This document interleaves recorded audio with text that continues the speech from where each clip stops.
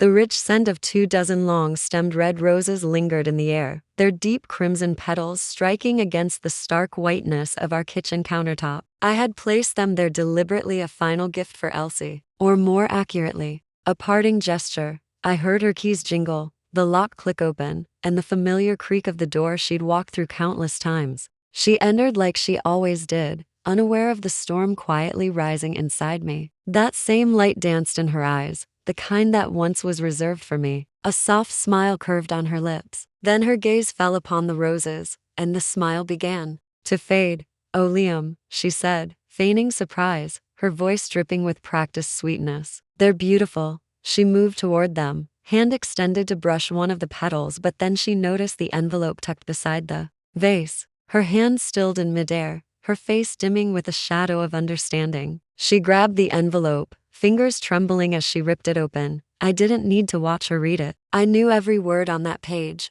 burned into memory. Her face turned pale, blood draining like water down a sink. The letter slipped from her hands and floated to the floor, delicate as a dying leaf. Her knees gave way, and she crumpled onto the cold tiles. A choked sob escaped her lips, jagged and sharp. This was the moment I had imagined for weeks, the moment all those sleepless nights and silent heartbreak had led to. But watching her fall apart in front of me didn't bring triumph, only an aching emptiness. I reached down and picked up the letter, scanning the few simple, final words I had written. "I know. I'm gone. The lawyer will be in touch." Elsie looked up, eyes wide with disbelief, her voice a shattered whisper. "Liam, what is this?" "It's over," I said flatly, void of emotion. "I know about you and Daniel." The name hung between us like a thunderclap. She flinched as though struck. Her lips parted, a denial forming, but she couldn't finish. "I had the proof," I continued, emotionless.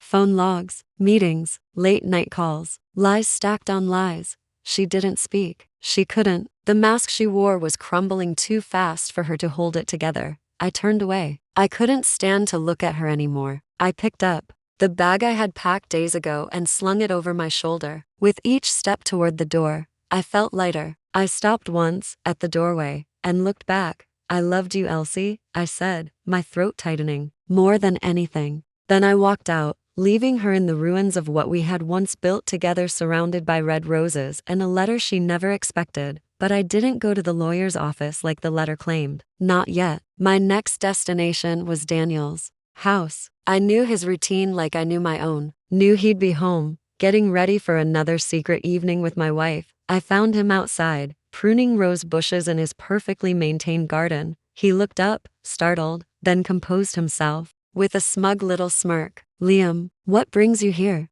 "You already know," I hissed, fury pulsing in my voice. He tilted his head. "She's a grown woman, Liam. She made her choice."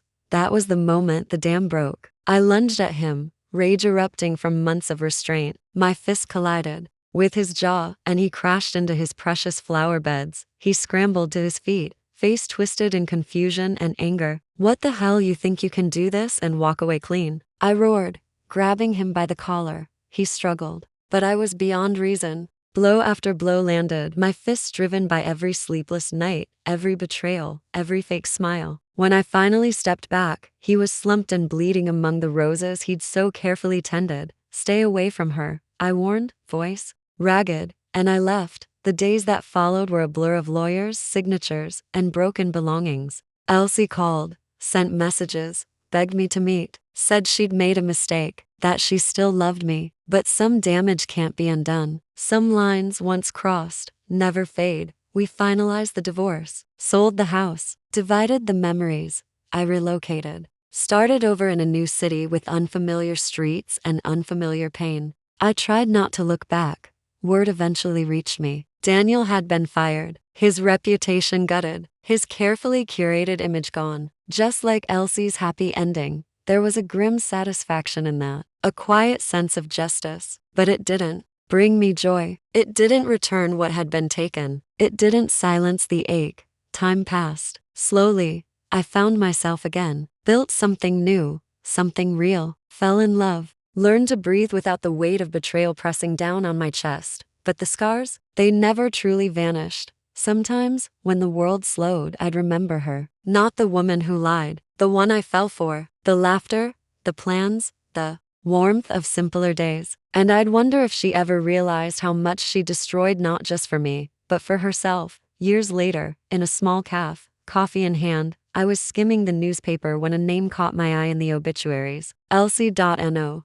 Fanfare. Just a short note: sudden illness. No mention of Daniel. I closed my eyes, my fingers tightening around the paper. A ghost of the pain returned, quieter now, duller. I thought of the day she came home to roses and found a farewell instead. And, for the first time in what felt like forever, I felt something close to peace.